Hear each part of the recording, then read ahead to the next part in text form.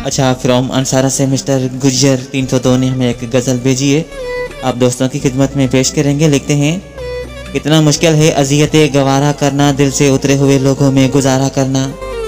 कितना मुश्किल है अज़ियतें गवारा करना, दिल से उतरे हुए लोगों में गुजारा करना। ज़िंदगी ये हम पे आसान हो भी सकती थी, सीख लेते जो किसी दर्द का चारा करना।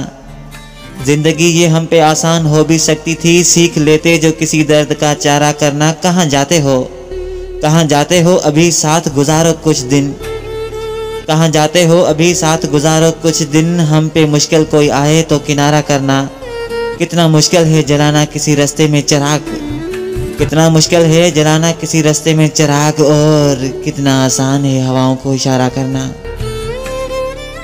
जिंदगी हम तो चलो मान गए सह भी गए, जिंदगी चलो हम तो मान गए सह भी गए, ऐसा बर्ताव दोबारा किसी से न करना। कितना मुश्किल होता है अज़ियतें गवारा करना, दिल से उतरे हुए लोगों में गुजारा करना। अच्छा, मिस्टर रफ़ाकत खान की तरफ से तमाम दोस्तों को दिल की अता गहराइयों से एडवांस ईद मुबारक।